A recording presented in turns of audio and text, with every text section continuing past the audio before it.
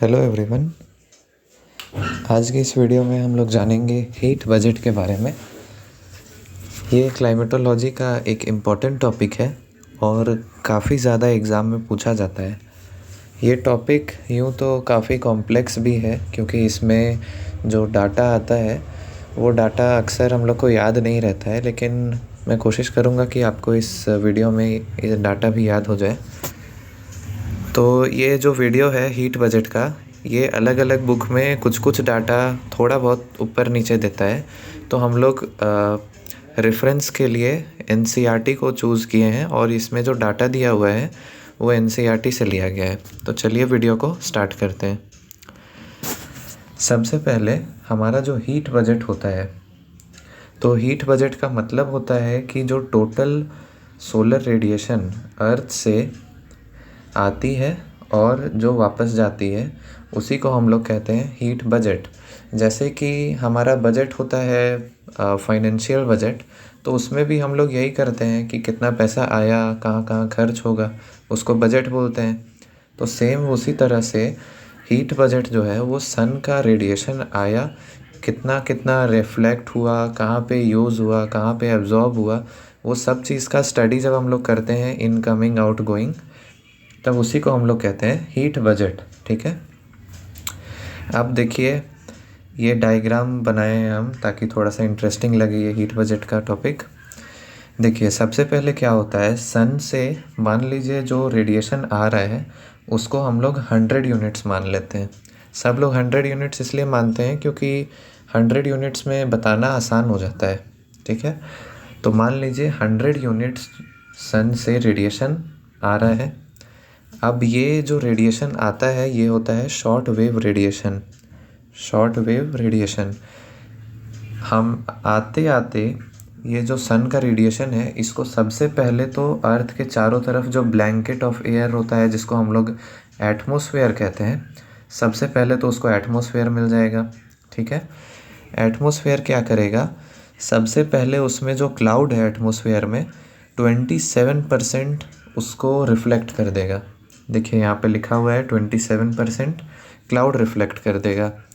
6% जो dust particle हमारे atmosphere में प्रेजेंट हैं उससे वो रेडिएशन टकराएगा, लाइट टकराएगा और लौट जाएगा। 2% थोड़ा सा नीचे आने के बाद जो हमारा जैसे माउंट एवरेस्ट हो गया जो ऊंचाई पे है, जो भी पीक्स हैं जहाँ पे स्नो जमा रहता है वो स्नो से रिफ्लेक्ट हो जाता है। तो यानी कि बोल सकते हैं 100 यूनिट्स तो सोलर रेडिएशन आया था, लेकिन हमारे एटमॉस्फेयर को पार करते ही इसमें 27% क्लाउड रिफ्लेक्ट कर दिया, 6% डस्ट रिफ्लेक्ट कर दिया और 2% स्नो रिफ्लेक्ट कर दिया। तो अब सबको जो अगर जोड़ दें तो आता है 35%। तो यानी कि अभी तक तो अर्थ में पहुंचा भी नहीं है और 35% पहले ही रिफ्लेक्ट बैक कर दिया है। तो ये रिफ्लेक्ट बैक को कहते हैं हम लोग अल्बीडो। ठीक है, अल्बीडो मतलब जितना सोलर रेडिएशन आया उसमें जो पार्ट रिफ्लेक्ट वापस हो गया उसको कहते हैं अल्बीडो। ठीक है, अच्छा इसके बाद 100 यूनिट्स में 35 यूनिट्स अब हम लोग का रिफ्लेक्ट बैक हो गया। अब हम लोग के पास केवल 65 यूनिट बाकी है। अब इस 65 यूनिट में जब सोलर रेडिएशन आगे बढ़ता है तब क्या होता है, जैसे ही सोलर रेडिएशन आगे बढ़ा तब उसको जो क्लाउड तो यूँ तो रिफ्लेक्ट कर देता है। कुछ क्लाउड जो होते हैं हमारे नीचे वाले ट्रोपोस्फेयर के पास वाले, वो क्लाउड एब्जॉर्ब भी कर लेते हैं। क्योंकि क्लाउड बना किस चीज़ का होता है, क्लाउड बना होता है हमारे गैसेस का, है ना। तो गैसेस जो होती हैं जैसे ओजोन गैस हो गई, ये सारी जो गैसें हैं, ग्रीन हाउस गैस हो गई, कार्बन डाइऑक्साइड, ऑक्सीजन, ये सारी जो गैसें हैं ये भी टेम्परेचर को एब्जॉर्ब कर लेती हैं। तो ओजोन जैसी जो गैसेस हमारे एटमॉस्फेयर में प्रेजेंट हैं वो 14% पार्ट को खुद में एब्जॉर्ब कर लेता है, मतलब खुद में जमा रख लेता है। ठीक है, और यही 14% पार्ट हमारे ये गैसेस रोक लेता है और फिर जो बचा हुआ पार्ट होता है, हम लोग के पास 65 आया था, ठीक है, 35 ऊपर लौट गया था, 14 हमारा क्लाउड रोक लिया, गैसेस रोक लिया। अब बचा कितना, 51%। 100 आया था सन से, अर्थ पे कितना आ रहा है 51%। ये क्वेश्चन पूछा भी जाता है एग्ज़ाम में कि सोलर रेडिएशन कितना परसेंट अर्थ को रिसीव होता है, तो केवल 51% रिसीव होता है, बाकी सब या तो गैसेस रोक लेता है या तो लौट जाता है। ठीक है, अब ये जो 51% आया वो 51% लौटेगा भी। ठीक है, ये 51% लौटेगा क्यों? क्योंकि जैसे हम लोग जानते हैं कि जितना रेडिएशन दिन के समय हम लोग को मिलता है, रात के समय ठंडा होते ही वो सारा रेडिएशन लौट भी जाएगा, है ना। तो ये सारा रेडिएशन लौटेगा, तो कुछ इस पार्ट में लौटता है। वो देखिए इधर दिया हुआ है, एक मिनट। तो ये 51% अर्थ को मिला, अर्थ को गर्म कर दिया, फिर जैसे जैसे शाम होने लगा तो 17% पार्ट जो है इस रेडिएशन का जो आया था वो डायरेक्ट स्पेस में चला गया। ठीक है, 17% डायरेक्ट स्पेस में चला गया, इसको कोई कुछ नहीं रोका, 17% सीधा स्पेस में चला गया। और ये कहाँ से जा सकता है? जहाँ पे क्लाउड व्लाउड ना हो, ठीक है, एकदम डायरेक्ट स्टार दिख रहा हो, पोल्यूशन ना हो, कोई डस्ट पार्टिकल ना हो, बोल सकते हैं हम लोग पोलर रीजन में तुरंत मतलब रेडिएशन आया, गर्म हुआ, रात हुआ, ठंडा हुआ, रेडिएशन लौट गया। ठीक है, तो वैसे 17% पार्ट लौट गया डायरेक्ट स्पेस में। अब ये 51% का 17% गायब, अब बचता है 34%। अब ये 34% कैसे लौटता है? तो देखिए, जब रेडिएशन आता है तब वो गर्म कर देता है हमारे वाटर सरफेस को, तो वाटर सरफेस गर्म होके ऊपर जाता है। रात के समय जब ठंडा हो जाता है तब वो कंडेंसेशन के कारण वो जो हीट जो स्टोर किया हुआ था वो क्लाउड बन के वो वापस छोड़ देता है। तो कंडेंसेशन से 19% जो रेडिएशन है, सोलर रेडिएशन जो रिसीव हुआ था वो लौटा दिया, कंडेंसेशन लौटा दिया। उसके बाद टर्बुलेंस और कन्वेक्शन। कन्वेक्शन मतलब होता है एक तरीके का सेल जो तब बनता है जब लो प्रेशर और हाई प्रेशर क्रिएट होता है। लो प्रेशर कहाँ क्रिएट होगा? जहाँ पे ज़्यादा सोलर रेडिएशन पड़ेगा, और हाई प्रेशर वहाँ क्रिएट होगा जहाँ पे कम रेडिएशन क्रिएट होगा, कम रेडिएशन पड़ेगा, सोलर का रेडिएशन।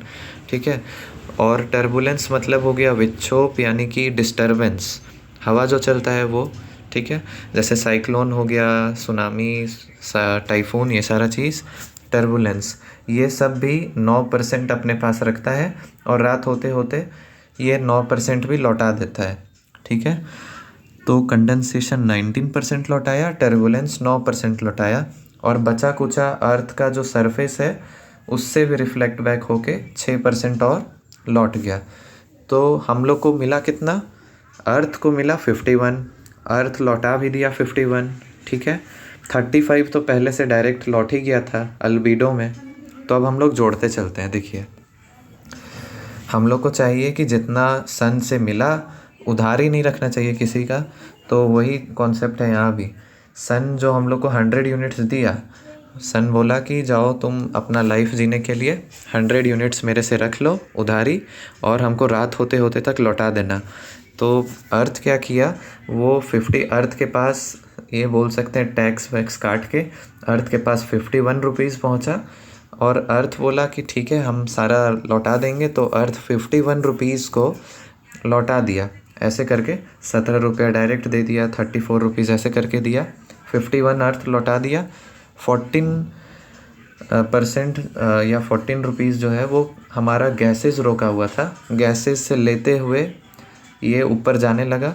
तो 51 अर्थ लौटाया और 14 हमारे एटमॉस्फेयर का गैसेस रखा हुआ था, ये भी तो लौटेगा, जो आया है वो सब जाएगा। ठीक ना, तो 65% अब हो गया जो साथ में जा रहा था, और 35 तो पहले ही जा चुका था, वो तो एंटर भी नहीं किया था 35। तो अब टोटल कितना हो गया? 65 लौट गया, 35 पहले ही लौट गया था, यानी 100। तो यानी सन हम लोग को 100 दिया और 100 हम लोग रिटर्न भी कर दिए। इसी को कहते हैं बजट। और यही जब सोलर रेडिएशन के कॉन्सेप्ट में देखते हैं तो इसको कहते हैं हीट बजट। फाइनेंशियल बजट में भी कुछ ऐसा ही होता है कि कितना पैसा आपके पास आएगा और कहाँ कहाँ पे आप खर्च करेंगे। उसमें भी इतना ही होता है कि आपके पास जो पैसा आया वो पैसा यूज़ होगा, या तो सेव होगा, लेकिन सारा पैसा का कुछ ना कुछ रिकॉर्ड होता है। तो यहाँ भी वही चीज़ है, 100 यूनिट्स आया था और 100 यूनिट्स चला भी गया। ठीक है, तो आई होप आपको समझ में आया होगा कि किस तरीके से हीट बजट काम करता है। और ये जितने भी डाटा है, जितना भी नंबर है, 27% क्लाउड लौटाया, 6%, 2%, 51, 17, 34, ये सारा NCERT का डाटा है। तो हम लोग बोल सकते हैं कि NCERT का है तो थोड़ा प्रोफेशनल डाटा है, और बोल सकते हैं थोड़ा लीगल डाटा है। तो इसको कोई भी कंपटीशन वाले एग्ज़ाम में अगर हम लोग यूज़ करेंगे तो सामने वाला अथॉरिटी इसको काट नहीं सकता है, क्योंकि NCERT एक लीगल ट्रेडमार्क है, गवर्नमेंट बुक है ना, इसलिए। तो थैंक यू, आज के वीडियो में बस इतना ही। मिलते हैं नेक्स्ट वीडियो में।